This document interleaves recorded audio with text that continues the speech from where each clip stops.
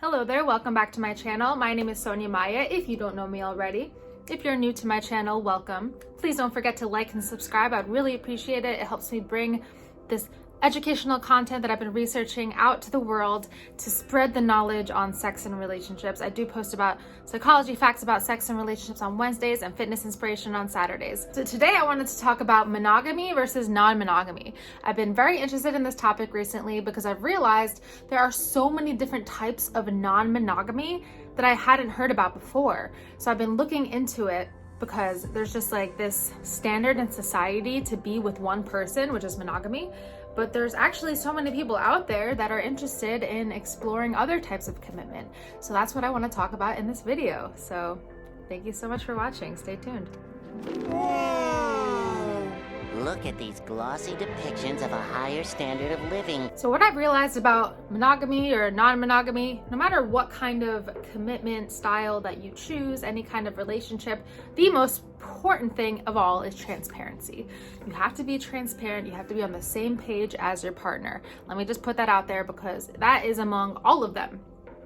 But I also wanted to mention too that I guess if you were to ask me like a couple months ago what I thought was the best if somebody should just be with one person or be with multiple people, I probably would have given a Dr. Ruth-like answer because I was kind of obsessing over Dr. Ruth for a while. She's friends with my uncle. I actually had a phone conversation with her not too long ago. Such an adorable, sweet woman.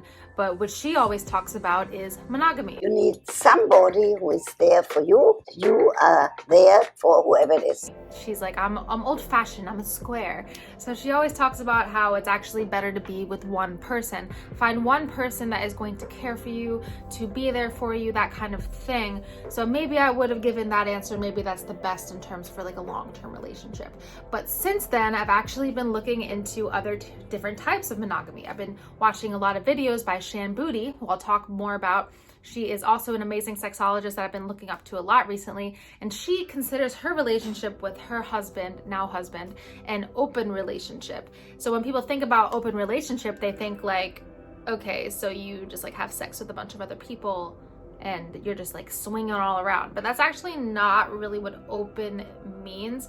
Open is like you are in a relationship with somebody and you have to make that person the priority in the relationship, and you're open to that, your partner having other relationships, emotional, physical, with others, as long as you tell them first. There has to be consent. There has to be a conversation about what the boundaries are in the relationship. And sometimes it's like, okay, if you want to spend time with that person, you want to talk on the phone for hours with somebody without me getting jealous, by all means, do you.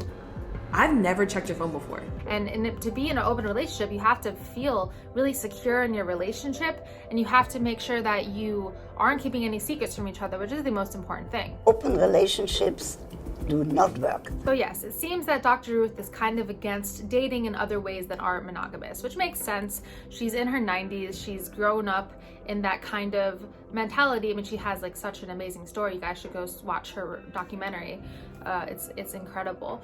But it makes sense to me that she might be like, okay, you should just settle down with one person. That's generally what is common among Judaism as well, like finding a husband or a wife and becoming married and having a Jewish family and keeping Jewish tradition. So it makes sense to me, but I think there's other ways to do it, and that's how I'm going to roll because I've come across so many people that see it another way. So I got to be open-minded to that as an open-minded educator and learner. So what is the definition of monogamy? It is the one that is so commonly used by society, is the one that is accepted. It's be with one person forever, and just that one person you're going to be committed to. No other sexual or emotional relationships with anybody else. Just your one person until death do us part. You get married, you are no longer an individual. You can't do nothing by yourself when you get married. Everything is a team effort. You know, us, we, let's. Honey, come on, partner, yeah.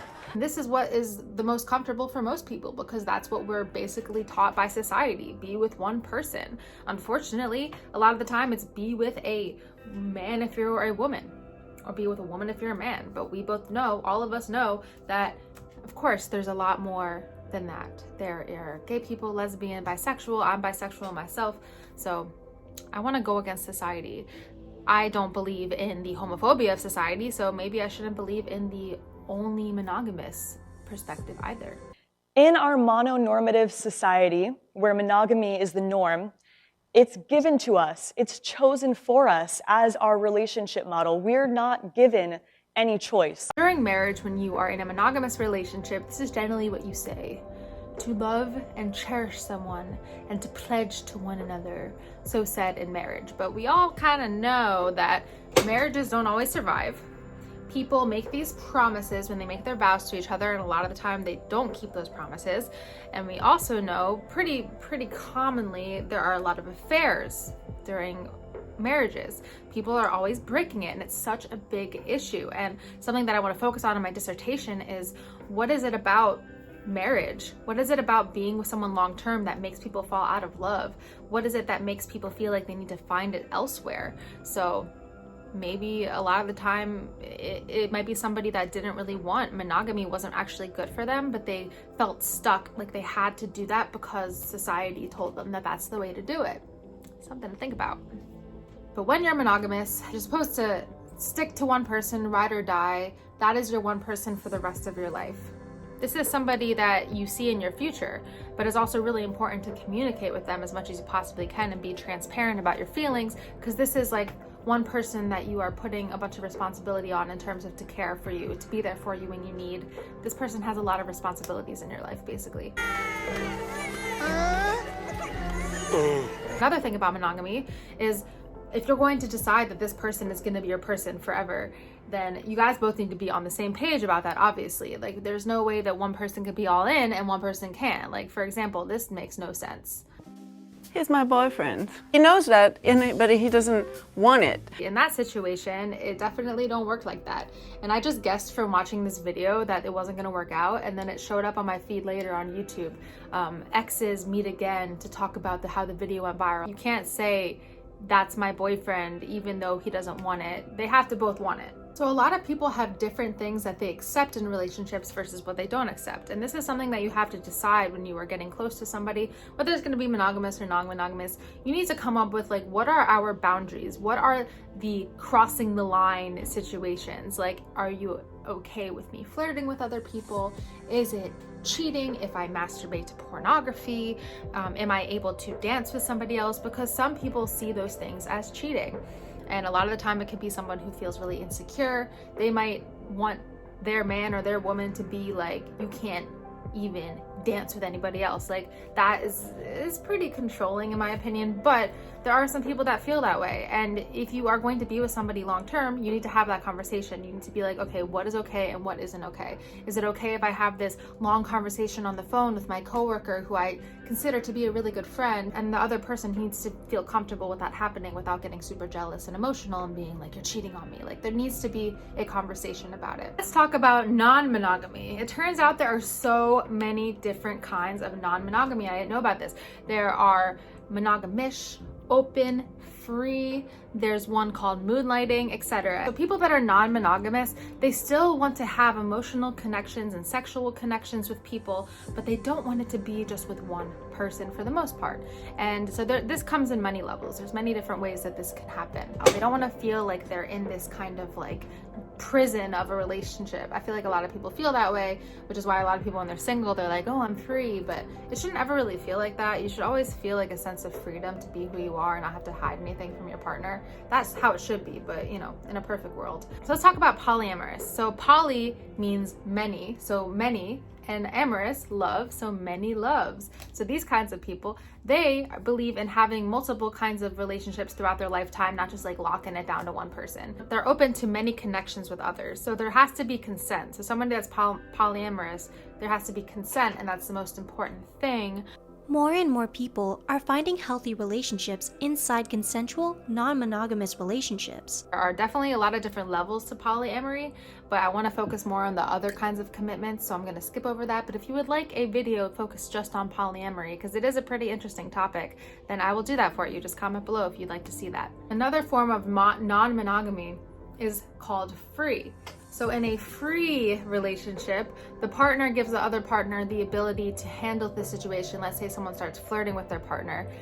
I give you the responsibility. You're gonna handle that the way that you wanna handle that, as long as you are open with me about what happens if anything happens. And open, which I talked about earlier, I'm learning a lot about open from Shan Boody. It's this ability to be with somebody and to be open to making emotional connections with others, as long as there aren't any boundaries crossed. I think you long for an unconventional life. Maybe I just want her because you do. So when you're in an open relationship with somebody, you are interested in meeting up with somebody, maybe for like a sexual, maybe an emotional connection, you just have to let them know. There has to be rules, and there can be still a sense of betrayal if they break those rules. And I mean, I'm sure that there's people out there too that like have sex all the time with different people and it's open, but a lot of the time an open relationship doesn't always mean that. Like in Shan Boody's situation with her husband, they consider themselves open, but they don't just go around having sex with a bunch of people. They just give each other permission to experience those experiences with other people. And it's really hard to wrap your head around when you're not familiar with it. But I think it's pretty healthy if you do it correctly, and as long as there's no betrayal. If I find out about someone else via someone else, that would be a deal breaker. If you still feel the need to sneak around, like you're just a shithead to me. The difference between this and polyamory is there's more boundaries in place. And something else that's really important about open relationships is that you must negotiate the boundaries while honoring your primary relationship. So your relationship with your partner is your primary relationship, but you give your partner the permission to explore relationships with other people, as long as you are honest with your partner about it. This gives a sense of flexibility in the relationship. It takes away that idea that it's like, I'm with you and only you, and you're gonna be with me forever and I'll die without you, that kind of thing. It takes away all of that pressure. From my understanding, an open relationship might not be the best for somebody that's insecure within the relationship, or just insecure in general, because they might start having too many worries and kind of putting strains on their partner that wouldn't really make it work. So it might not really work for insecure individuals. I've also talked in my other video about attachment styles. So I think that open relationships would work more for somebody that has a secure attachment style rather than somebody that has an anxious avoidant, because somebody that has an anxious attachment style, they might start feeling insecure and it's like, I can't handle you with being anybody else.